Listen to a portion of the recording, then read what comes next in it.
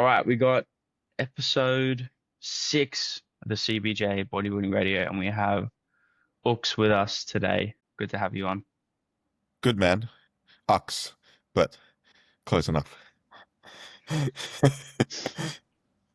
I did even preemptively ask before because I used to always get it wrong. I remember when we were on the camp, I was getting it wrong.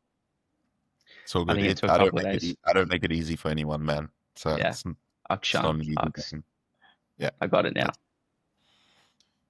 Mate, how's things? You've had a lot happen over the last what, 3 months.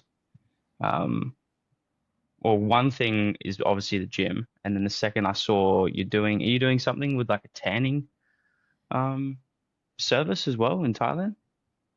Yeah. So a fair bit's happened since I last saw you. We obviously have the gym. I can speak on the tanning stuff if you want first. That's come about from when I did my pro show in Bali. Uh, those were the same tanners that tanned me, and they reached Okay. out to me recently, wanting to expand their brand's called Alpha Tan. Hmm. They want to expand into Thailand. They're pretty popular. They do, ICN shows for, I think they've just got a deal with China now, Russia. I believe they do the UAE, India. So they do quite a fair bit, and they're very good, and that's from personal experience, I can say that. So yeah, they reached out to me. They want to expand to Thailand, and they essentially want to use me as a middleman between the promoters and themselves. So I do Is the value their. ICN in Thailand as well? They actually just saw they are in Thailand, Okay. which I didn't know about, and I don't know if it's new, if they're a new new show in Thailand. I do have to actually have a look into it. I just saw it this morning actually, but yeah, they are now, so it's a good opportunity to go into that field Hmm. with ICN if we can get I'd that even gig. say someone like the WMBF would be. I don't know if they've already got deals, and I'm not sure how the back end of that stuff works, whether you got to come in with a better proposal or whatever it is they're looking for. Yeah, absolutely, man. I think there's a lot of opportunity. Like tanning is a great business to be into because every single athlete needs tanning. Mm. There's not a single athlete that doesn't need tanning. So there is a lot of demand for it. But with that being said, there is a lot of connections and I guess you can use the word politics to a degree in regards to the promoters of a show and the tanning services. There is some sort of link with that, and not a a negative link per se, but they do have relationships established. A brand like Protan is known worldwide. It's not easy to kind of come in and replace them or slot into Yeah. that market so easily. So, in saying that, there's a lot of shows. There's a lot of private shows as well. So there is a lot of opportunity. So we are essentially looking at sponsoring athletes for those shows with our tanning product, and then also entering into shows, basically tanning the entire roster. Yeah. I guess the only thing would be if the feds allow people to tan individually. Sometimes they sometimes get a little bit touchy about they want everyone in the same color. Yeah, there are certain shows. Usually I find that it's quite okay to do your own tanning if you want to, Yeah. but there are definitely certain shows that require a one size fits all, and that's where the kind of the main goal of essentially taking over the entire Yeah. show is like everyone gets tanned by us, or by Alpha Tan, and we just run the entire show basically. That's awesome, man. Cool. And then the gym's going well. Gym looks absolutely awesome. I'm sure you're loving it too, with that little smirk on your face. Yeah, man. Forge is a special place. Forge is that is obviously the name of the gym, but it's a unique, very, very unique environment. It's something I've dreamed about since I was 15, 16 years old, starting into the gym, is to one day be, you know, be an owner of the gym, be a part owner of the gym, contribute in a heavily mannered fashion, and I think that's come to a bit of fruition, which is very exciting. Yeah. Yeah. I think the best gyms are normally run and owned by people that love gyms. They just bring the best out of them, I generally think, because you know what works and you know what makes a gym awesome. Like you guys haven't gone crazy on uh, the stuff you got on the floor. Like you haven't gone crazy with rubber mats. You don't need, crazy stuff on the walls. Like it's a simplicity, a place for machine lovers and to have a really good atmosphere, which I think you guys are still sort of nailing those nails on the head. Yeah, absolutely, and obviously it's a big credit to Ben kind of guiding the way and leading the way on that. But we've really just cultivated an environment in which guys like yourself and myself want to be in, right? I'm not fussed about the mirrors. I'm not fussed about the rubber mats. I'm not fussed about the fancy lights or the fancy bathrooms. I just want a place in which I can excel in the sport that I love, and that's all I need. I just Mm, need I guess you can call it a hardcore or just a serious environment in which progression is inevitable because the guys that come through there are like-minded, just like me and you, and all we care about is getting better and improving. So when you create an environment for others in which you want for yourself first and foremost, then by nature you just attract a like-minded group of people. yeah, it's pretty cool. And Pretty that's cool to what we see how it's flourishing. Before we go any further, do you have any time constraints today? Nah, man, I'm all yours. Go for Okay, it. cool. 6 hour pod. Let's go. If there's anyone Uh, watching at the end of that 6 hours, oh, I'll be worried. yeah, we'll have 0.25 viewers, I think. Yeah. Um, man, if people don't know you, like you got into natural bodybuilding first. How long was it from the moment you decided to compete? How long was it from then until your show? So I think it was November of 2023 where I got with my coach and I was like, okay, I want to compete. I think this is the path that I need to go down to. I stopped rugby league, just too many injuries for me. So I was like, okay, I slowly got into the gym, like more bodybuilding style, you can say. And I was like, all right, I want to do it. Let's do it. So signed up with my coach. We went through a mock prep, we went through a build, and then through prep again. And I competed in 2025. I believe the first show was I think it was April, end of Yeah, April. you had that Uh, start of the year season. Hey, yeah, the Season A ICN States show. So yeah, from basically November 2023 to April of 2025, that whole span. cool. And you're based in Perth as well. Obviously now you're in Yeah. Thailand. Yeah, Yeah, based in Perth. Yeah. yeah, cool. And then you opened another door to go down the enhanced route as well. Yeah. And what sort So of led to that decision? I'm interested. so I always told myself like if I was to take any sort of PEDs, it would have to be after I proved myself naturally. I think I was well aware that taking PEDs is going to shorten your life. It's going to come with health risks. There's a lot involved. And I think anyone that doesn't recognize that fact or acknowledges it or tries to ignore it is foolish because there is no doubt a high amount of risk with enhanced bodybuilding. So if I wasn't going to be good as a natural, I wasn't going to bother as an enhanced guy. Uh, Whether that's right or wrong, because you never know how androgens can affect your body. As a natural, you could be a fantastic natural and potentially a terrible enhanced guy, based on, your sensitivity. Are you a hyperresponder? Do you have a lot of symptoms associated once you do start taking gear? So there's a lot of things that cannot be assumed from a natural to an enhanced guy. But regardless, I told myself if I was to jump on anything, I would go down the natural route first and not just do it naturally, but do it well. And results speaking, I did pretty well. So that was my kind of card Absolutely. to be, okay, I have, I guess you can say, earned the right to consider enhanced bodybuilding.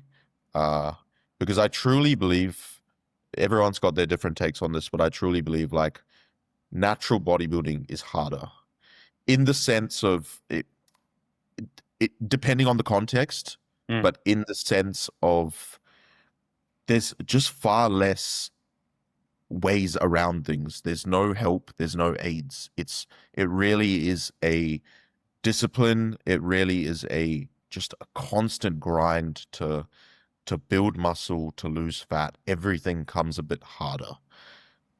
Now, in many ways, enhanced bodybuilding is a lot harder than natural bodybuilding, but in regards to the specifics of mentality and discipline wise, I think going through it naturally first was the best thing that I could have ever done. Yeah. I think a lot of enhanced guys that start enhanced and never do it naturally, they don't have that same kind of mindset going into a prep or an off season because things come a lot easier as an enhanced guy. The muscle comes along a lot easier. The fat loss comes along a lot easier. You can justify doing a bit of bullshit to get and still getting to your result. Whereas as a Yeah. natural, you know, You could you could get 95% of the results at a really extreme end as an enhanced guy, but then get that last 5% if you had that experience and tick the box of the cardio, the steps, understand the nutrition fundamentals, the recovery, the training side of things, you'd be able to go so much further. Probably 95% is an overstatement. But yeah, you definitely nail it on the head, and I think it's a really important uh, way of looking at it. Like I'm always going to recommend, people start off naturally and, stay naturally. But if people do want to go down that road, definitely encourage them to go along that sort of same line of thinking as you. Uh, and going back to, natural bodybuilding is harder. I think there's probably aspects, one that came to mind psychologically, the progress is slower and you sort of have to sit back in the passenger seat sometimes and just let the car drive. Uh, and it might seem like you're spinning your wheels, but you are still going forward. And yeah, it's a little bit less rewarding to some degree because results don't come as fast. There's definitely aspects where you could go, yeah, natural bodybuilding's harder, but then there's definitely sides that I could see that enhanced bodybuilding's harder too. oh man, there's both. It's a double-edged sword. There are absolutely things that as a natural are just more difficult. You know, there's just you can't take any shortcuts. You really can't. Yeah. Like what needs to be done needs to be done. Everything, like you mentioned, is slower. It's a real test of delayed gratification. It's a Mm. real test of Mm. delayed gratification. And that's And honestly one of the aspects that I really love about it to some degree. It's like I'm going to put my head down for, a year and a half, 2 years, and then, you'll see like significant results. But in comparison, it's actually a lot less significant than what, an enhanced individual would be able to achieve. Uh, One thing I wanted to ask, man, was I know you were doing 2-a-days for a bit. You still doing 2-a-days training? I've unfortunately had to take a little bit of a break from 2 days. So I love 2 days. Mm. You know me, I love training, right? That's just more than bodybuilding. I just love training. So the 2 days, I think only I only ended up doing it for maybe 3 or so weeks. And then we've gone into a bit of a mini cut at the moment. So my plan is essentially, without giving away too much, my plan is to just do a 4 to 6 week mini cut, drop a bit of body fat off before we kind of push things further with the PEDs. So adding in the next compound, in which I'll go back to my 2 days, and carry on from there. But I absolutely love 2 days. I saw some great results on 2 days. I can't wait to Your go back body, to it. your body was holding up okay too, connective My tissue bot wise. my body is still that of a naturals man. The amount of volume I can get away with is still, it's pretty wild. I still love, I was telling people, well, I think I put it up on my story one day. I'm like, what what my kind of tour days look like. And a back day for me as a big weak point is up to like 40 sets for the day, 20 in the morning and 20 for lats and 20 for upper back or something So like you that. would split up a back day across the Yeah, morning and the evening session. Okay. yeah. So it'd be like lats in the morning, upper back, and maybe some buys uh in the afternoon or evening. But then obviously for something like chest or quads where I'm a little bit more dominant in, the volume drops a little bit. But overall, like it was still far higher than I guess what your science community would say is optimal. And were you training, was that getting trained twice per week back or just in one Yeah, session? it would be a 3 on 1 off split, so it would just be a Okay. constant rotation of 3 on 1 off. Are you still working with And Jordan? no, I haven't worked with Jordan since last year, maybe last year, August or so. Yeah.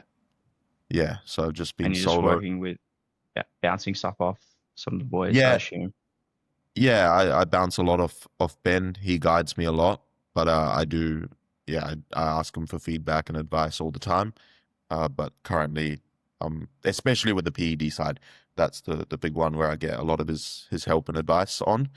But in regards to training and nutrition, man, you know what it is like. It's all very simple, and I think we overcomplicate a lot of the things in regards to it. But it's not that complicating to nail your training and your nutrition. A lot of it comes really down to like your discipline and your habits. Yeah. Yeah, absolutely. I am someone that does tend to overthink things sometimes. So I do, like, I like to take the reins, but then like, I'm getting to a point now where everything's settled. I'm not sort of overthinking maybe exercise setup as much. Sort of just dialed everything in, and now it's just running. I'm doing a 2 on 1 off upper lower at the moment. Okay. Um, it's working pretty well, and I'm in a position where like maybe I could start to add a couple of extra sets in. On my lower body, and my upper body days. And I guess that Yeah. sort of leads into a good question around how do you sort of determine when to add or take stuff out? So I've been much like you in the past where I've been super over analytical. Like I think there is value in that. I think you do need to look at every single percent as a bodybuilder and be like, where can I optimize and what can I optimize for? And will adding 1% here detract 2% from somewhere else? For example, eating a meal bang on time, like on the dot every single time, right? That may increase the stress related outcomes by 5% because now you have to sacrifice with something else through the day or you can't do something else, right? To make sure you eat on time. Is that a worthy trade-off? For me, no, that's not. Like if I eat 15 minutes later, it's okay. EAAs will still be in my system. I'm not going to go hypo. It's not going to make enough of a difference. So I think for me, I just look at it in that perspective.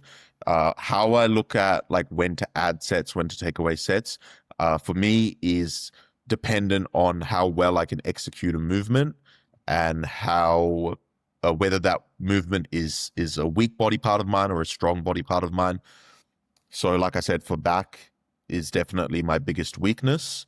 Uh, I I treat it like a sport. So if I'm playing a sport and something sucks, let's just take, for example, soccer.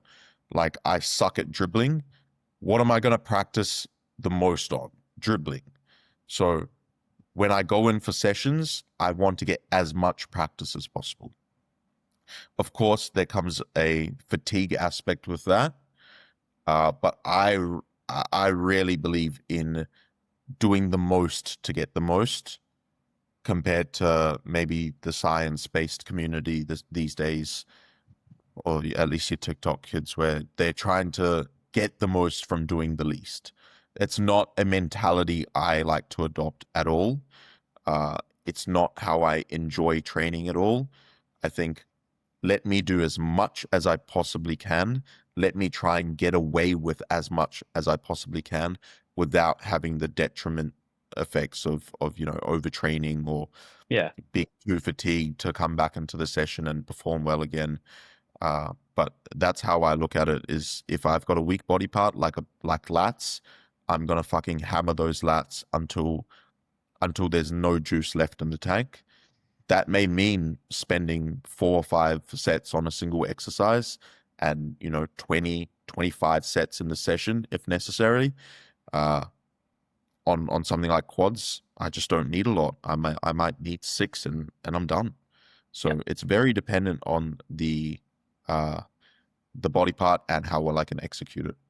Yeah. I think you just got to analyze it individually, right? And obviously, you're going to sit somewhere between your um, minimal required dose to maintain tissue and somewhere up between that and the maximal recoverable volume you can handle. So it's less about, I think people will sit in that in those two ranges differently. One person can maybe sit really, really high and get better results, whereas maybe someone else needs to sit a little bit lower. And it's just, you're obviously using visual feedback, scales. I assume you track some of your lifts as well, and you want to see like a general positive trend over time. Um, and yeah, that's how you gauge progress rather than, oh, let me just start with one set here. It's like, yeah, you might do that, but like you're saying as well, do you do many?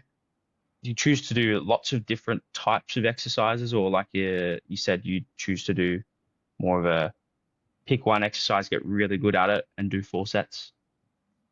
Yeah, sometimes I'll spend 4 or 5 sets on a single movement, Yeah, especially with something to do with lats, and I'll just try and get really good at it. As time goes along, recently sets can drop from usually they're never 4, unless it's something like a Cybex Eagle Row in which the connection is like God tier, and I just want to keep hammering that. It's a single, it's a unilateral exercise as well, so it's not coming um with a lot of fatigue attached to it. Uh, so I will spend time on there. I've got time, so I'll spend it, yeah, and that may be 3, 4, sometimes 5 sets if I'm really just feeling it super, super well and everything is just working smoothly. But for the most part, like I can't say I'm like crazily different from most people. It's going to be around a 2 set, 3 set kind of thing. Mm. And as Would my you would execution gets better, it's usually 2. would you take sets away from other exercises? Like say you're going, man, this eagle row, I'm going to do 6 sets here today. Would you then go, okay, I'm going to take a couple sets off this other exercise I normally do? Is that like how you'd sort of periodize it? I run it by feel, man. So if Mm, I say I do 6 sets on the Cybex Eagle row and my next exercise is another row or another pull down, right? Instead of predetermining how many sets I'll do, I will just go into that movement and I'll feel it out. When you're cooked. You know when the session is done. You know when the body part no longer has enough to give, right? You're at that point, you're just going through the motions and you're getting diminishing returns essentially, or significantly less returns that aren't worth it compared to the fatigue that you'll accumulate from it. So I won't predetermine. I'll go into it and I'll be like, all right, let me hit the first set. Let's see what happens. All right, I feel okay. I feel good. Let's go again. By the second set, I might be cooked. I'm like, okay, now this is the point in which things drop off. There is doing another set at this point would just be redundant, and I would simply be doing it for the love of training because I love to train. But there's no, and there's been times where that's happened as well. But there's no good reason from a bodybuilding perspective to go and do another set after that. yeah, I like that. I think that's something people can evolve to get to. Maybe as a beginner, you'd push someone to stick to a more stringent, do 3 sets here, 3 sets there, because they need a bit more structure. But once you Yep. know how you work and, once you've really wrung out the towel on a particular exercise, or you feel like there's a lot more to give, I definitely think that's like something I've been thinking about lately. I might get off the leg press after 2 sets. I'm like, fuck, that was great. Like 2 sets, I got another one in me. Maybe I'll take a set off the leg extension I've got after if that's my allocated volume for the session. Or, maybe I get to the end of that set and I do one of my leg extension sets and I feel like I've got another one in me there too. Like I like that sort of approach. It's not something I've implemented yet, but maybe down the line I get a I little bit more enjoy it, intuitive man. with it.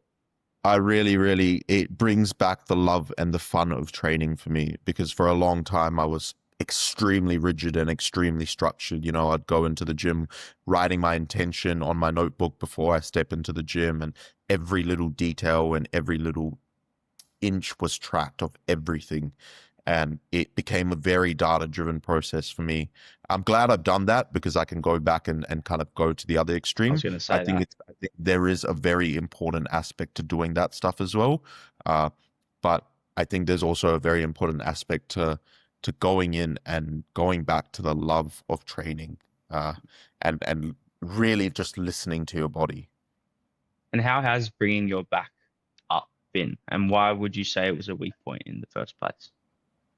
So it's still definitely a weak point for mine. I think like just the way I used to pull, uh Mm, you know in any form of sagittal or frontal movements was just wrong, frankly.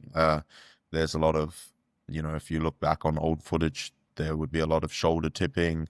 There'd be a lot of like, I just basically call it like I was always just training teries and never lats. I did not know how to depress my shoulder.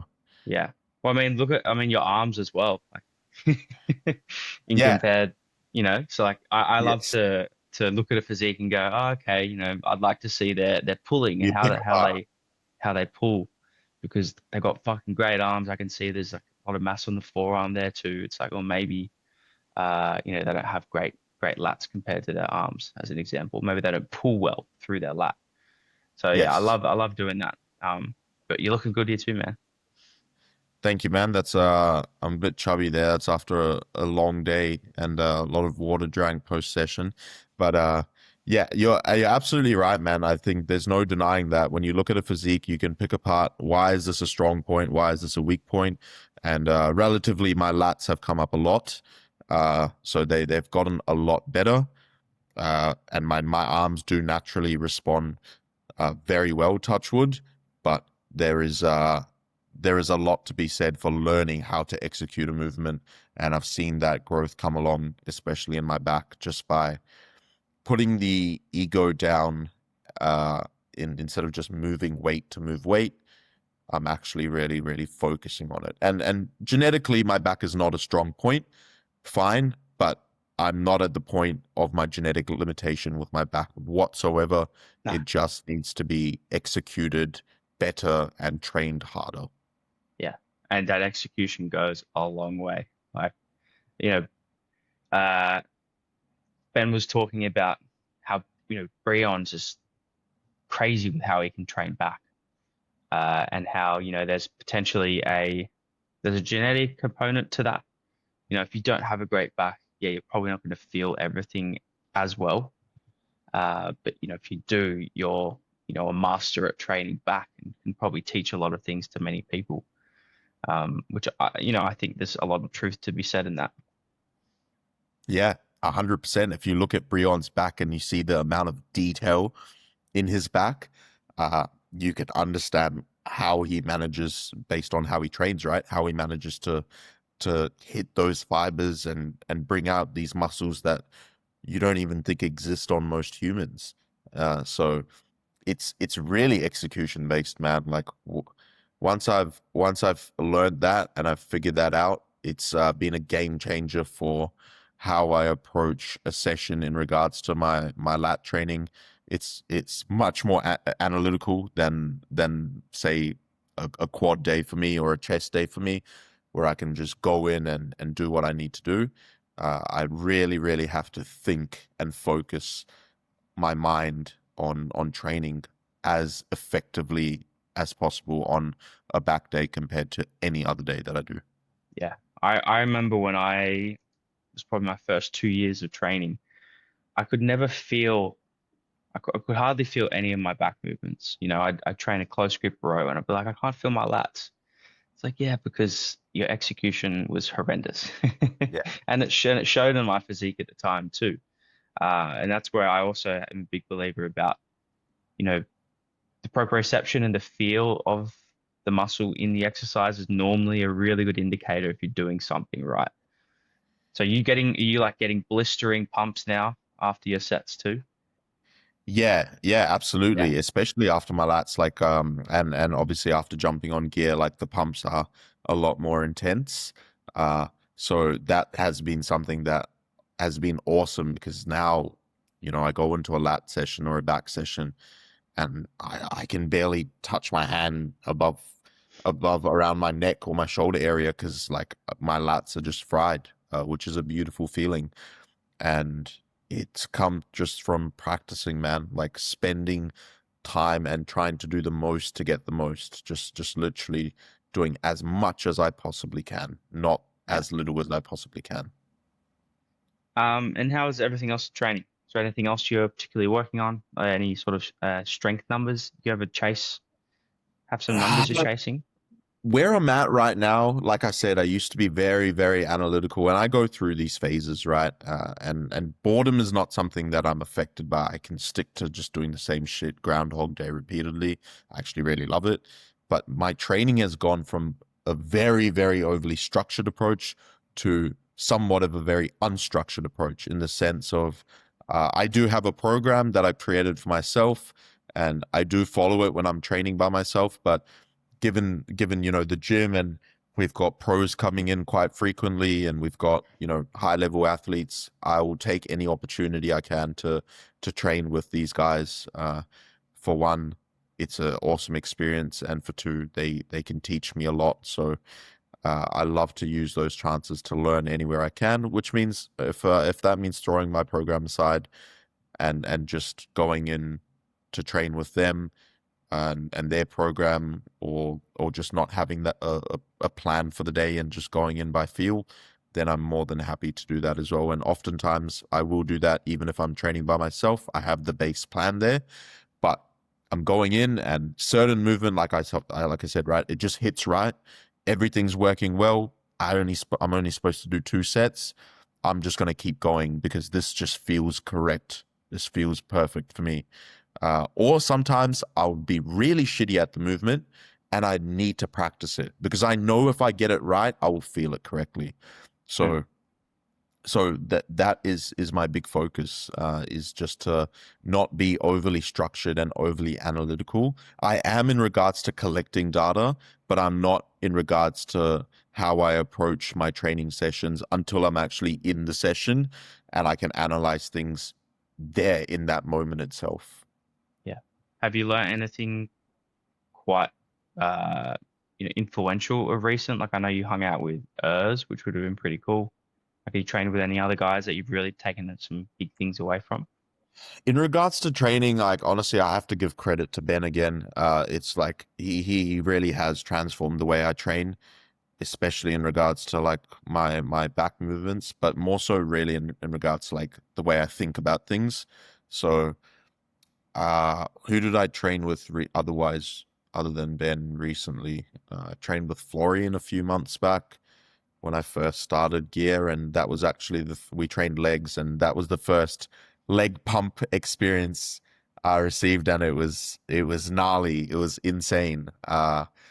And I think he was very helpful in teaching me just to breathe better and to brace better, not hold my breath, which I found that I was doing. So that was a good learning experience for me. But I haven't trained with too many other guys as of recent that are super super high level or anything. Like I said, I train with Ben a lot, and I still think no one's taught me more than him in regards to training. I really think uh he's probably one of the best. I hate to say it, I hate to give him too much credit. Uh, Yeah, we'll cut this out so he doesn't hear yeah, yeah, cut it out, man. Don't let him hear this. it. His head's already big enough to walk through the door with. So I'm kidding, but yeah, And it's yeah, and transformed a lot because of it. specifically for lat training, you're talking about like scapular depression, keeping tension in Yeah. the lat, and that sort of stuff. Is there anything I missed there that you sort of like to emphasize with your training? that front. Yeah, yeah. So I'm extremely tricep dominant. So I find myself like internally rotating a lot and then extending my elbow in the lengthened, and that just completely removes all tension off the lat. And I initiate the movement from my tricep, like you obviously saw from those photos. Like my arms are my most dominant part.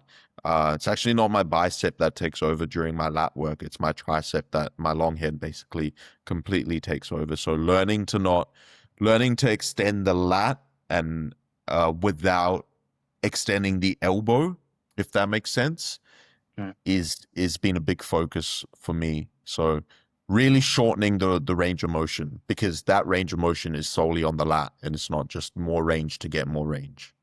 Yeah, I like to think of it as soon as I can't keep my shoulder in the same position, Yes. you've gone too far, and then you should be coming back. And even on the short and getting the lat short as well. Like you don't need to get your elbow back behind the midline of your torso.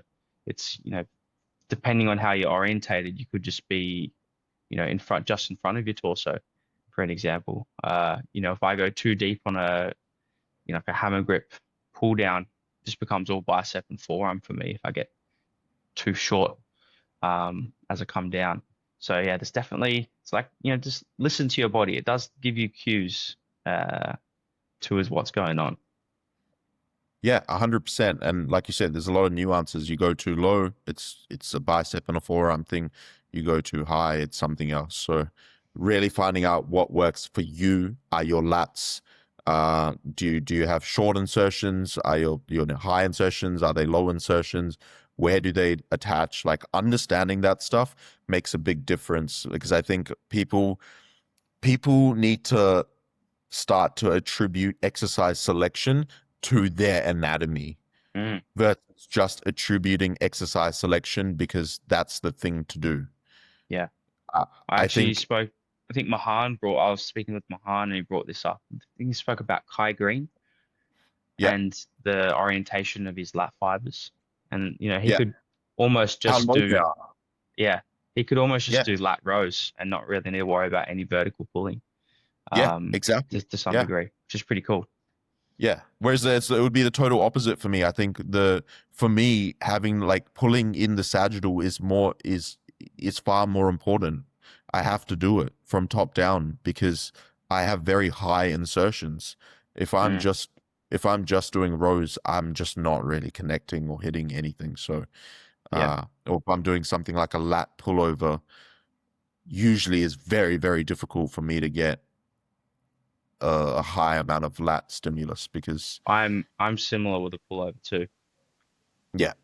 but like you can see that it's like horizontal, Yeah, the orientation of his fibers, it's which is crazy. ridiculous. Yeah, You can see here just those fibers that is like at most he might need like a 30 degree vertical pull line of pull, but yeah. other than that, you can see here it's just like They litter, lower lat. they literally Insane. almost attach down to his ass, like it's Yeah. crazy. But it's Yeah, cool. but Like then I if was you, able to in a couple of lean photos of me, I'm able to go, all right, I've got mine aren't actually that vertical. They're actually maybe, like 40 to 60 degree elevation through the yeah, shoulder is probably like perfect. But my lats don't insert super low either. So yeah. That's a great idea. I should go back and look at my photos of when I was stage lean and see see every little um area of where my insertions are and try and yeah, dissect it from. But yeah. even if you look at those photos, like Kai Green's triceps, right? Like he's got horrible tricep insertions, which means he's gonna have to do things differently from, say, myself, who I've got great tricep insertions. So Mm, it's very, very anatomical dependent, and that's where it's important for the person to know their anatomy, and that's how they should program their exercise selection, not just because your coach told you or this is what a general program is to follow to do these exercises, but it's like, does this exercise actually make sense for your body? yeah. Like I'll show a photo of myself and see what you think. Um, like my lats could definitely be better. It's, I don't think you'd be very similar, uh, Ux, and say there's yeah, everything can be better. Like there's it's a little bit Everything hard can be better, man. to yeah. But you can generally see there's it's not that vertical. Like it's maybe Yeah, coming out at that angle there, and these ones are even maybe slightly different because this yeah. lat doesn't come down as low. It doesn't go as low. Yeah, Mm. yeah, So it's like what are absolutely. you taking away from this? You're just taking away where you're pulling, right? Like, what Mm. angle are you going to pull at now? Does it make sense to do Kai Green only horizontal rows? Like, of course not. You're going to need some sort of top down work. I Yeah, think most people will, right? Most people will. Uh, and this isn't to say like we should now like this is the question now becomes like, okay, do we overanalyze and say I'm going to do my you're bench on one. press run? Yeah, yeah. Happens. Definitely don't need to overanalyze things though, right? Yeah, It's like you're not gonna focus on only pulling at a 45-degree angle from now on, right? You're still gonna pull from top down from 45. You're still gonna do rows, like you're going to do it all. But it's like then figuring out what you connect best with and what makes the sense to attribute the most amount of volume to. yeah, absolutely. That's really cool how you can sort of peel things back and create meaning and give you a good line of thinking when you're making decisions as well. Not a lot of 100%. people And think in all that way. coaches need to do that. Yeah. Bit of a random one. You're a Coke or Pepsi guy? I'm a Pepsi Max dude, bro. Really? Fuck. I'm a Pepsi Max guy. If I could only choose one, I know I've got a Coke Zero here, but uh if I could only choose one, I'm picking a Pepsi Max all Is day. Coke too intense in flavor? Because I find I Coke like is I really like both. It's just Pepsi okay. Max is just it's just better. And if you ask me why, I couldn't even tell you why. Yeah, It's just it's something slightly different about it. fair enough. Man, how's life in Thailand? Like moving from Perth to Thailand is, I mean, I've been there once and it's nowhere near the same place, that's for sure. It's a completely Yeah, different world. Uh, I hear that you're loving it, or it looks like you're loving it because you're yeah, still there. yeah. Yeah, tell me about it, man. It's good, man. It's a very, like you said, very different from say Perth or I was raised in New Zealand in Auckland, so it's very different from there as well. Life is a lot. Life interestingly moves a lot quicker here, which you would think it's Thailand and it doesn't. But Bangkok and the environment I'm in, things are rapid here. Things move quite fast. So it's a constant battle to just keep up, especially with the group I hang around and the people I surround myself with. It's like I'm forced. I'm forced in a very positive way because I really love it to constantly learn and to constantly get better at what I do. There's really no chill time, I'll be honest with you. It's very rare that I sit down and watch an episode of anything these days. Because that opportunity on that time could be used to learn something new or to work on some other project that I have. I've got my camp coming up in June. There's work to be done with that. There's work to be done with the gym. There's work to be done with my own bodybuilding, my coaching, just so many things to do. And the environment just forces me to kind of keep on my toes and keep doing these things. So it's the perfect place for progression and growth. So I love Thailand for that sense. I love Bangkok for that sense. Uh, it gets quite overwhelming in regards to just constantly being in the city, in the noise, Mm. around the busyness. I wouldn't say overwhelming. I don't really get overwhelmed, but I guess it's more, uh, it can get repetitive in that sense. And it would be nice to drive 20 to 30 minutes like you probably could and go to the beach. But Yeah, Bangkok does not provide for that. So, which is unfortunate because Thailand in general is amazing for that. But just unfortunately, I would have to leave Bangkok for that. And right now, that is absolutely not a option to even take a day off anywhere. So uh down the Probably line, need maybe the whole day, right? As well to get you would somewhere. need the whole Yeah. day, exactly. Yeah, and so with the hours I'm working, it's absolutely not possible. So yeah, there's a bit of not love hate at all, but I guess there's a bit of give and take, and the priority right now is to stay in Bangkok because that's where I need to be for the gym at the moment, and for the other endeavors I've got going on. But I really do miss the beach, which is something that Perth is known for. That's probably all we're really known for, is having great beaches, and I really do miss that side of things. Mm. Yeah. I'm very lucky. I've got the bush, which is a 10-minute walk, and then the beach is 10 minutes away too. So it's pretty cool to have it, and I would say I'd Yeah, even appreciate it more once it was yeah, taken away from me, as things tend to work like that. But it's really cool to hear you talk about, that aspect of having a really positive environment for something you are truly passionate and truly wanting to get better at, and how impactful that is. It's yeah, definitely something that, I'm looking to start to build upon, as I definitely, think it is, not only is it motivating, but it drives you to keep up, and you're able to bounce stuff off each other, you're able to grow together and bring each other up at the same time.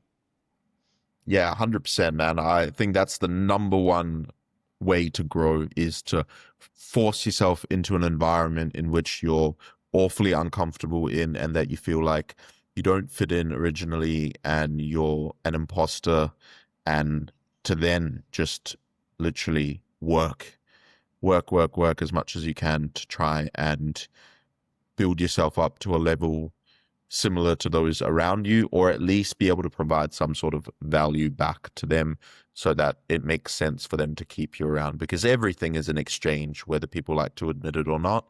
And if someone isn't providing some sort of value in your life, that doesn't have to be monetary or um, service exchanged. It might be some genuine connection value, or some sort of value through friendship, and laughter and enjoyment that way.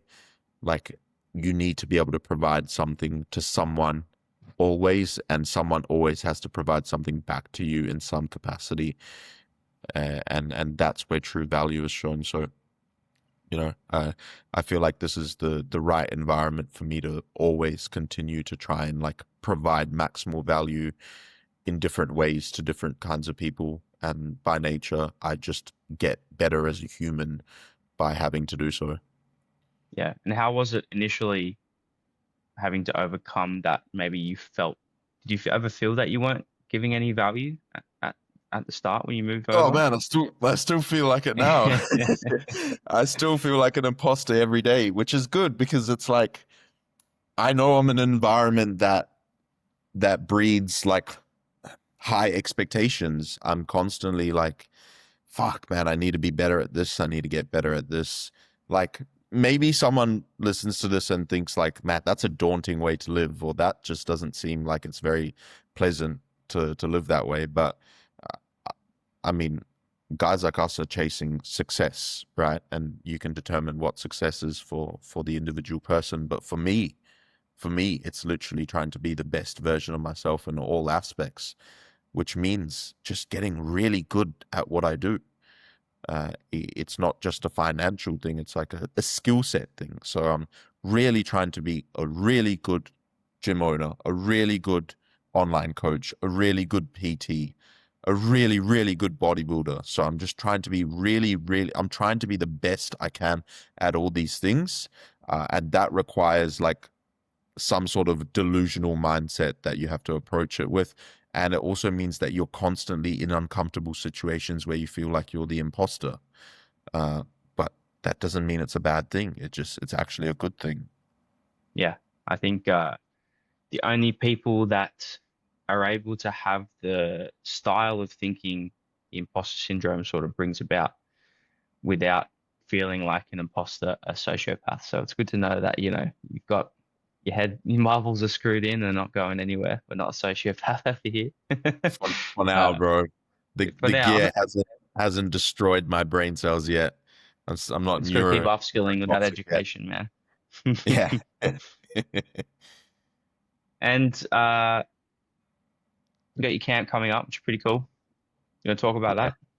Yeah, June 8th to June 12th, I have a camp called Harden the Fuck Up Camp. Uh, so I guess if you know me, you know that one thing and probably the only thing I'm very good at is my effort and my intensity that I apply to certain things that I do. And in order to market myself, I'm not the best bodybuilder, I'm not the best coach, I'm not really the best of anything. I don't think everyone or most people are the best of the best. And so what I truly am very, very, very good at is being intense and extracting intensity out of other people in order to better their lives mentally and physically. And so I wanted to essentially create or cultivate an environment in which I could do that. And a camp made the most sense. The reason it's called Harden the Fuck Up Camp is because I essentially would like you to come into the camp recognizing that you have some sort of limitation or lack of ability mentally and physically in some capacity. And you'll essentially leave having been broken down first and then rebuilt stronger, to leave no longer having those limitations placed on yourself and really not knowing what your limitations are. You know, the goal is for you to leave being like, I cannot believe I did all this in camp and I actually I made it through, right? And through the power of like camaraderie, teamwork, and really dissecting what the mind is made of and how far you can really push things, I believe that everyone who comes to that camp will leave with this newfound sense of mindset and ability to take things to a whole new level in whatever their endeavors are. You know, we have bodybuilders coming, we have like online coaches coming. Whatever the thing is that you do, you're just simply going to do it better because you eradicate any limitation you place on yourself. And that's going to come through a lot of physical hardship that we do in the camp. A lot of the activities are designed to really test you and to see what you're made of. And there will be some sort of breaking down in order to rebuild you up stronger. Yeah, building that sort of undeniable resume of tasks that you've endured, come out of the other side of, to then propel you in other endeavors you have down the line, right? Is that sort of the principle behind it? Yeah, there's kind of a principle in Japanese culture, and shout out to Jason. Remember Jason Redman from Yeah. camp? He brought this to my attention actually, and he said, now I can't remember exactly what the principle was called, but there is an ideology that the Japanese will do one really, really difficult thing each year.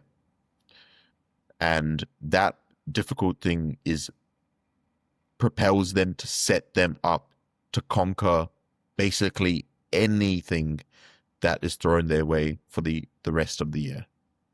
So that to me is what Harden the Fuck Up Camp is like, we're going to do this extremely, extremely difficult thing and we will overcome it and we will get through it, so that anything that really gets thrown at you after that is just it's a speck compared to what you've been through, and you can handle it with grace, with dignity, and with a skill set and a mindset that you just couldn't handle it with before. Yeah. Have you released any of the challenges or tasks that people are going to be signing I'm themselves up going to? to, yeah, I'm actually filming some now, so I can tell you what they are here. So we'll be doing a Muay Thai challenge. So Cool. my goal is to essentially get a professional Muay Thai fighter or a trainer, and each participant has to do something like 3 3-minute rounds with the Muay Thai fighter, and none of us are going to win, obviously, but the goal is to outlast. So that will be the target of that activity. Simply outlast and just continue to work when all odds are against you and you know you cannot win, but you just continue to fight regardless. You continue to outlast. I think there's real courage and build of willpower when you go through a task like that. Uh, it's just a lot of resiliency that gets built with that. We've got a sauna challenge as well, so we'll be taking the guys to Selam Sauna, which is where Ziz died. Obviously, you'd remember who Ziz was, so we'll be Yeah. taking him. Yeah, we'll be Is taking that them is to that that. the one? Uh, You might have gone there. Did you go there? yeah, I think I did go to a sauna, and Hmm. it's probably that one. Hey. Yeah, Selam Sauna, old school mafia looking. Hmm. Yeah, Cockroaches that's it. coming out from underneath in the sauna. Yeah, that kind of vibe, man. So yeah, we'll Yeah. take the guys there. What's the local story with Ziz dying I in don't know, Thailand? man. So it just seems to be like he was in that sauna when he died. That's all I really know. I don't know if it's 100% true, but that seems to be the. Maybe it is as simple as that. I think so. I think it's just the story that he died in that sauna, and it's iconic. Hmm. So, but it's Well, still you extremely get a hot. nice little plate of fruit, and what else do you get when you go there? You get a Iced few other tea, things. So fruit, yeah, fruit and iced tea, man. maybe that wasn't enough for him. I'm not too sure, but or Yeah, maybe he didn't have it before he went in for good luck. yeah. He could have gone hypo. He's probably on a lot of drugs as well, I can imagine. So, Yeah. yeah. Well, man, the Uh, camp sounds really cool. I won't be able to make it, but I know that anyone that will get a lot out of it, as I did with the other camp you were involved with Ben, yeah, um, yeah. which is It'll really be cool. very exciting. Yeah, and we've Yeah, got some special guests coming as well. Jackson Pios, Ben will be there, and Jordan Dashi. So similar guys to the last one, but we all vibe very well together, and good crew. it's bound to create a very good environment and atmosphere. Yeah, man, are you? I don't. You don't have to talk about this if you don't want to, but are you going to compete this year? Yeah, we can talk about nothing's off limits with me, man. We can talk about whatever you want. I may compete this year, depending on how well business is going, depending on how busy things are, depending on how well my physique's progressing. As you know, like bodybuilding is more than just, well, we're ready to step into a show kind of thing. It's like all encompassing. Is your life Yeah, in the right space to be able to prep? Uh, and so if life is in the right kind of trajectory for me to prep, then I will. Not saying that just because life is going well at that time that things won't go wrong. In fact, they're bound to go wrong in a prep. But to start Murphy's off Law. the It's yeah, almost a absolutely. non-negotiable. It's always going to happen. Something's always going to happen. So, but to start off the prep in a positive manner is, I think, ideal. So if all that kind of links up and I've found my kind of capacity for growing, uh, it's been reached, then I don't see the point in not stepping into a show, getting stage lean to be able to rebound, and just grow exponentially again. So, yeah, there's potential plans to compete end of year if Thailand has a show, or I go back home to Oz and show face there. But it's very dependent on my life at the moment. See where things You are know what you at. could do? I remember it was one of the first bodybuilding shows I went to. It was a New South Wales state show, and I think one of the seasons you don't have to be an Australian citizen to like enter, or maybe it is like one you can, one you can't. I'm not too sure. But this one guy just flew in, cleaned the floor with men's physique, and then cleaned the floor for the nationals too. It's like no one knew who was coming. Everyone was like talking about, who's going to win out of these three guys, and this Asian just comes in, flies in, just cleans up, gets his pro card, and heads back home. You should do that. Wild. That would be hilarious. You know, if the opportunity presents itself, I would absolutely love to do that, especially in Australia. Uh, that would be a dream. So I'd love to go dark mode, just show up. No one knows who I am. I don't know Mm. if that's going to happen at this point, but um, I would like to keep it quiet. But unfortunately, with socials and business and things like that, you've got to publicize some stuff these days. But yeah, rock up, compete, hopefully wipe the floor. That would be a dream, and then go back. I mean, it's a little bit less likely that people are going to, draw the conclusion that you're getting ready for an Oz show, given that you're in Yeah, Thailand. So, you could yeah. just start prepping, and everyone's like, "Oh, what Asian show is he going to do?" To rock up in, in It's Oz. rugby odds. That'd Yeah. be Well, hilarious. with this podcast coming out, that may not be possible anymore. Hey, who knows, mate? I think we're gonna get 4 views, so we'll be sweet. If you're one of the 4 viewers watching, man, shout out Yeah, yeah. And don't talk about this uh to flow of anyone else. events. Yeah. Yeah. Now I've got I know you had lunch with Urs. Was there anything like I think Urs is a pretty cool character. I sort of relate. Like I've got a bit of a German background. Did he impart any wisdom, or were you like just sort of sitting there in fanboy mode and just soaking it all in? Yeah, it was a bit of both, man. I was like in awe. I was like, I don't even understand how the fuck I'm at lunch with Urs right now. I was just at the gym. I came in on my rest day and I was like, oh my God. Because Ben messaged me. Ben's like, bro, Urs is here. I was like, okay, I'm coming in. So I come in and Ben and I are just watching him train with Florian, just fanboying. And essentially, uh, he was going out to lunch after and he just asked us. Ben couldn't make it. And I was going to say no. And then Ben's like, you better not fucking say no, man. You better go. I was like, oh, I feel weird to say yes to this. But yeah, said yes.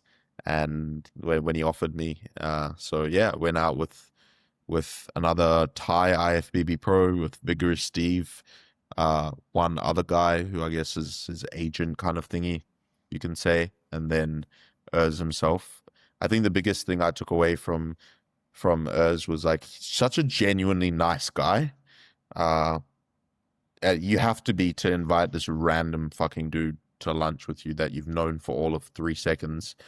So a genuinely nice, humble guy, given how much success he has, and also his mindset around bodybuilding in the off season versus in a prep phase, where it's not the whole you need to stay locked in 24/7, bro. You need to dial in the entire time.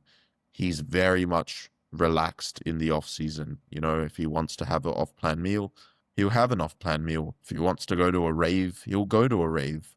He'll enjoy himself in the off season.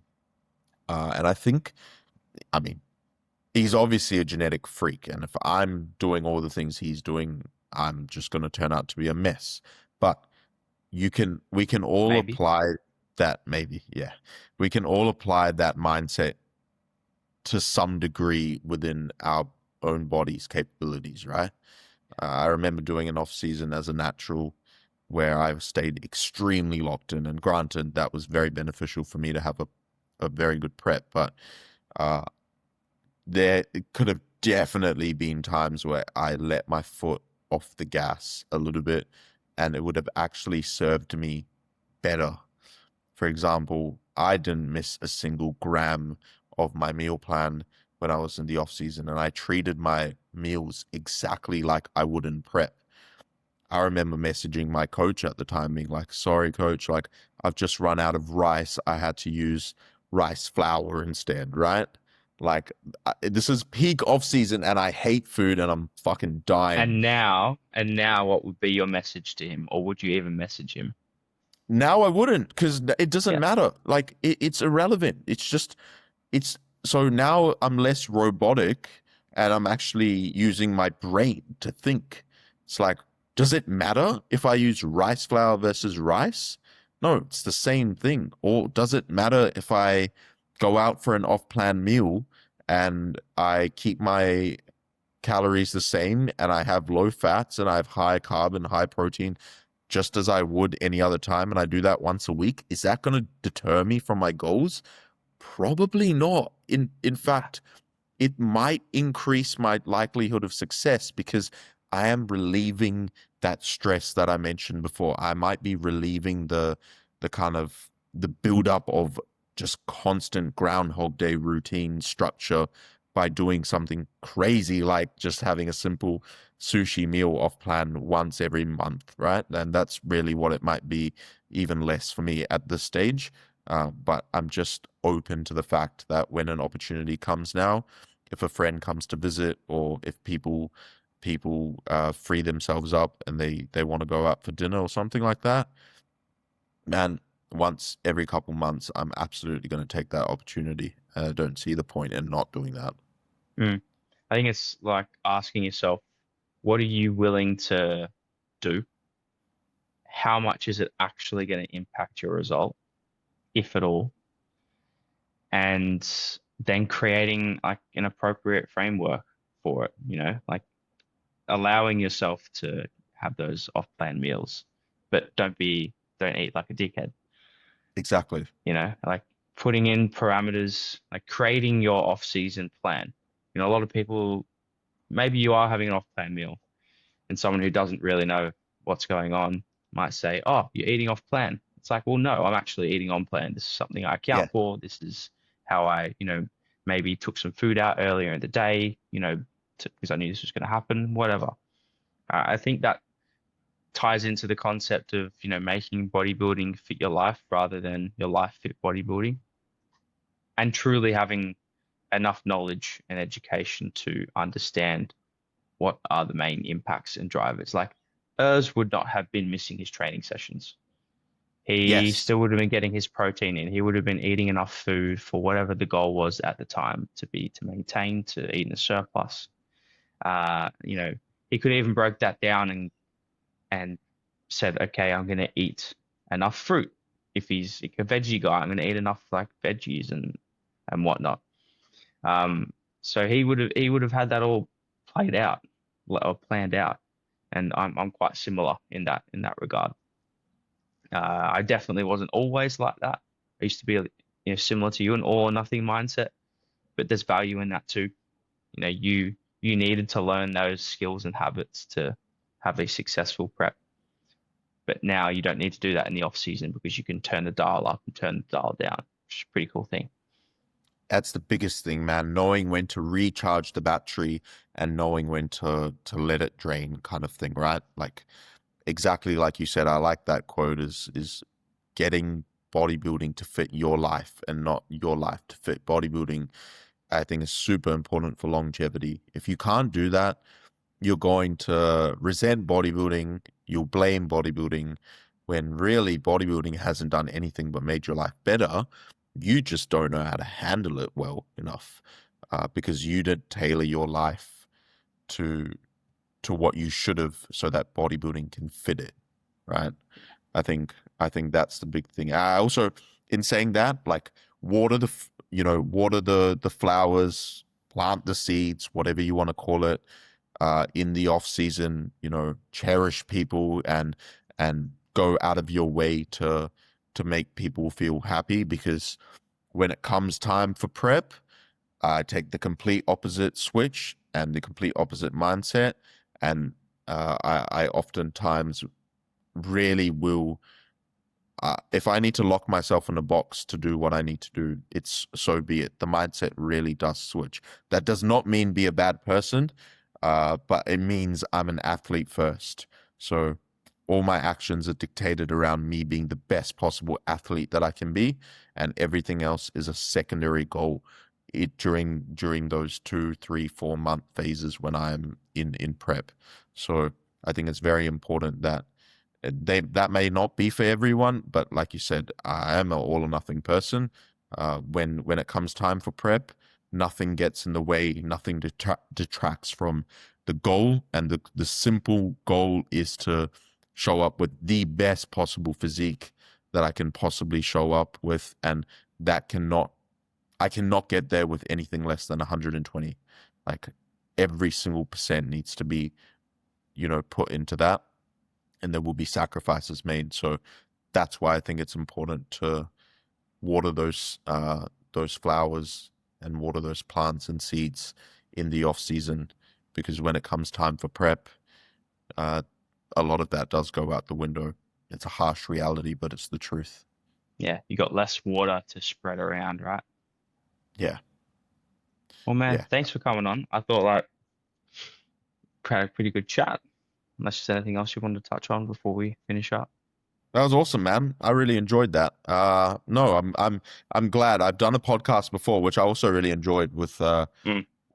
with a couple guys from Perth, and it was all about myself and my story and my journey as a natural bodybuilder and etc. And I was hoping that today wouldn't all be about me, because I don't like talking about myself. So I like how we spoke about concepts and different things. Um, so I actually enjoyed speaking a little bit more than I did last time, because I only have so much to say about myself uh before I Before you run start out to of. feel bad about talking about yourself Well, for I'm any just like, longer. there's nothing. I'm not that successful yet. Come back to me in 10 years.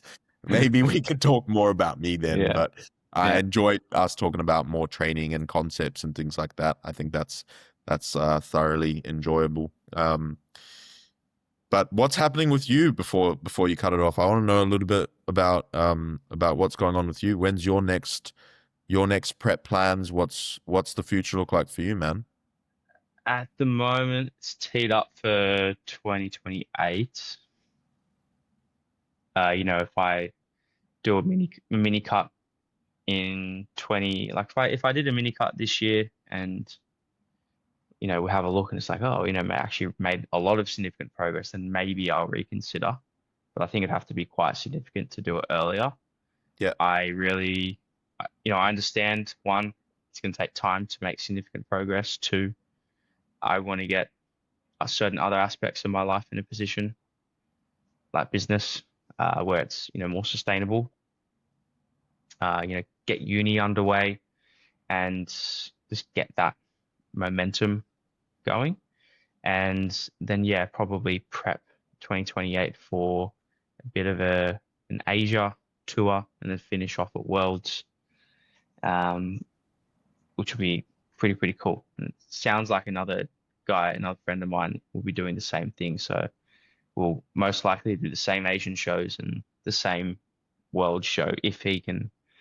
Uh, he had a controversial uh, instance happen with him and World, so he's not too sure if he's going to do that just yet. But I think I'll be able to convince him to get over the line as a sort of yeah, vengeful return to get back at what happened to him last time. yeah. Oh, that's Yeah, exciting, man. Those are going to be sick memories that you make. You're doing it with your buddies, or yeah, like you're traveling and competing and going through the same stuff together. Is literally going to be memories for a lifetime. yeah. And I mean, for like, I like to set process and objective related stuff, and I'm happy to put this out there. It's actually written right next to me. I want to be 83 kilos as my next stage weight, which would be approximately, if I go off my first show, it would be 3 kilos heavier. If I go off my last show, my lightest weigh in was actually during peak week at 77.8. So somewhere between like 3 to 5 kilos I'm wanting to put on in that time, which I think is very doable with how long I've been training for, how old I am, but it's going to require maximal effort and ticking the boxes that need to be ticked, like my sleep. I'm trying to always give a 9 hour window to sleep. So, I'm most likely getting between 8.25 to 8.5 hours of sleep per night. Yeah, And that's putting me in a great spot for recovery, handle more in the gym. And on top of that, hitting my basics with my nutrition, but allowing some meals, some meals out. Two per week's plenty, but one of them is always a dinner with family, which I just actually weigh things as well. It's just not what's on my plan normally. So I'd probably give or take a couple hundred cows with cooking methods and whatnot. Um, and then other than that, mate, not much else going on. We got our camp in July, which is pretty cool. Yeah, that'd be exciting for that In as well. Bali. I'm going to actually do some judging this year, which is something new. Sick. Yeah. And I've got a couple of things that I'm thinking about, but I actually need to get off my ass and start, putting them into action, which is just around a bit of education stuff, trying to bring back some more in-person, like seminar type Cool. events, which I'd like to do, especially around, it doesn't happen very often, man. There's so much value you can give. I'm sure you've experienced this too. In-person versus online experiences are very different, can both be extremely effective, but depending on what it is, I feel one can typically favor the other, and depending on where the individual's at too. Um, you still work with people in person, right? Yeah, I think the only reason I still do it is because of how much I can as well learn from still doing in person and working with Yeah, different bodies. I think it's so important. Like this is why I'm doing the camp. It's an in-person experience. You cannot replicate it online. You no. cannot. So and I And the think especially instantaneous now nature of impact you can have as well is chalk and it's cheese, instant. Yeah, Yeah, it's instant. And especially now with AI and everything being so technology driven, it removes the barrier for like authenticity, for personality, and still doing that in-person meet, the camps, the seminars, the one-on-ones, like it just brings it all back. And I think it's more valuable than ever. So that's a good thing to hear that you're bringing that back because I think it's super, super beneficial. yeah. But for me, that would be something that's I've got to sort of combat a bit of imposter syndrome. It's like, am I worthy to talk to people about this thing that I'm very passionate and um, you know, wanting to share with others. But that we'll have that camp in July, which I'll do a presentation for, and so I'll be able to work off the back of that. And yeah, I just want to get people sort of bridge the gap as well between the science and practical application because they're two very different things. And I've been finding that out more and more with my own training. I do believe that, we want to train whatever it is we're trying to bring up as frequently as possible, for example. Um, but for me, I started to run into certain issues with my elbow and forearm with regards to exercise selection, and it would have been a combination of frequency and execution as well. So it's like when you're pushing frequency, like you've got to have everything else in place, especially with execution and selection, because as soon as you start to get that breakdown, it's like, oh, getting a lot of forearm tension in the bottom of this pull down, or you know, you're cutting your warm up short on your overhead extensions, and you're doing it 3 times per week. It's like, ugh, we're starting to push. Well, for me, it was pushing my limiter, and so now I not taking it. I didn't have to take a back step to get my forearm and elbow in a better place, but it was a bit of pain to work through. Definitely wasn't accelerating forward as fast as I would have been otherwise. But like I learned lessons from it. It's like now I'm always going to include a hammer curl variation and a reverse curl variation just to train, uh, the elbow in those different planes of motion. So I do definitely think, like you said, you can push it a lot more than what, people think. But it doesn't mean you go from 5 sets per week to 40. Yeah, yeah, Yeah. It's like, what yeah. do you Go think is from going to five happen to when you do six that? first. Yeah. Yeah, there's that's like you said, like bridging the gap between practical and science, man. I think that's so valuable now. Like you've got your TikTok science nerds that, like we already discussed, are trying to do the least to get to the most. But then on the other side, you've got the complete just brain dead meatheads, man. And it's sometimes I'm like, is it the chicken or the egg that comes first? Because are a lot of these guys, steroid users and stuff, are they just dumb before they take steroids and the gear just makes them dumber?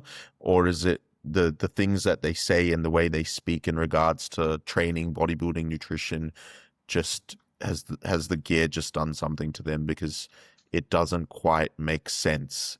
So I Yeah. think bridging the gap and actually looking at it from two lenses and two perspectives is so valuable. I think it's something I'm trying to do as well.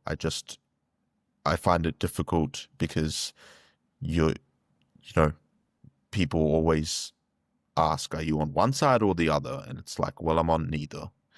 I think there's value in both, and it's about trying to show that value to people and actually, you know, deliver it in a way that makes sense. Mm. Well, I had a cool conversation with, I don't know if you've heard of Dr. Martin Ruffalo. Yeah, yeah, He's, yeah, uh, he's now the WMBF president, which is cool too. yeah, So it's cool to have someone that's bodybuild, heavy in the training, coaching side of things. That's like getting into the promotion side of things now as well. But it was, he's done a lot of research with RIR training and chatting about, the need to know what zero RIR is and what it is for different exercises and why you might do, 1 to 2 RIR for a particular exercise, and why you might not for another. The fatigue trade-off. For me, I've I've injured my lumbar before, so I tend to not. I go pretty close to full send on my hinge movements, I think, but I'd say on the outside it looks like I'm keeping 1 or 2 in the tank, which for me, it's like if I get too egotistical with it and send it too far, well, that's not a road I want to take because I know exactly where it leads and it's a dead end, and I won't be yeah, moving, you know, very far for a period of time. So like even that's just understanding, what's the main goal? How do we apply it? What does it look like? And what does it look like in different situations? It's super important. yeah. No, that's awesome that you've got someone like that as the president. It's very valuable to have both sides of the equation there. Someone that can go hard and shut up and get the work done when it's time, but then also applies useful knowledge and theoretical information based on actual science to make decisions. I think Yeah. having the combination is the best. Awesome, man. Well, what's on the rest of the day for you? Do you have calls? Like, do you do PT like a couple of days per week or Yeah, I just do 5 days a week, Monday to Friday, and literally like 2 to 3 sessions a day. I don't enjoy okay. doing much more than that now. Yeah. I prefer the online. I actually really enjoy online coaching more. But like I said, I think PT is important to maintain that skill set and to actually build that skill set. Plus, I really do enjoy the clients that I work with as well. So, I was gonna um, say, yeah, that makes all the difference, right? If you have good clients that you work with, it's like a I don't want to leave you. I want to keep pushing you yeah, forward and yeah, we have a really good relationship. Are yeah. they so how many clients do you have? Was it, 2 to 3 sessions a day? You could have 6 clients per se. You know, Yeah, it's not much because a lot of them do a lot of sessions with me. They do yeah, on average 4 sessions a week with me. So I've only that's got great. maybe yeah, I've only got maybe what 4 or 5 clients. Like it's pretty cruisy, pretty chill. It's just working with those guys and few girls, and that's all I want. It's enjoyable. It's enough for me. Rest of today, there's no PT today, so it's just online coaching. Client calls. I do client calls with all of my clients, so got a fair few of those to get through. Got a back day today. A pool session up ahead. Uh, and just the general work, man. Just the content stuff and trying to continue to build things. Love it, man. Well, I will most likely see you sometime this year. I'm Most looking likely forward to back it. end of the year. Hopefully it's Yeah, it'll be fun. yeah. Be good. Yeah, no, I that'd just be got to awesome, try and man. line it up with exams. So I got like a wedding, and it's right in the middle of exams. So I need to somehow, get shit moved around. It's like, do I have time before the wedding or after to hit up Bangkok? Yeah. for, a week, because the wedding's in Phuket or just outside of Phuket. So Okay. yeah, I'll go Yeah. like Phuket, come over to Bangkok and check out Forged, have some fun for a week. Yeah, man, we'll chop it up for sure. Let me know when that is when you come because we'll definitely make some cool shit happen. It'd be very exciting to catch up and see where you're at by the time both of us, reach the end of the year and we can Mm, see if the year's either progress. drained us and destroyed us or we're on top of the world. I think I said to you, if I come back and see you next time, you better not let me, be bigger than you. So I've still got that Yeah, in the back of that my head ship every has session. sailed, It's man. like, let's That go. ship has sailed. Hey, who knows? Uh, Instagram sometimes, Instagram pictures don't always tell the full story. That is also true. That is also I'll stay true. But if optimistic. that's the case, man, you're the best natural bodybuilder in the world, and I'm the worst enhanced guy in the world. I gotta hang Because up the towel. I I'm just gonna should be call it. bigger than you. I should be Yeah, bigger than you. But you are a very, very good natural bodybuilder. So uh I I take that challenge with the utmost seriousness. I will make sure to not let that happen to preserve my ego as much as possible. for sure, man. All right. Well, thanks Brother. for today, brother. Appreciate it. Enjoy the rest of your day. My Talk to pleasure, you man. soon. Thank you. Great talking. See you, man.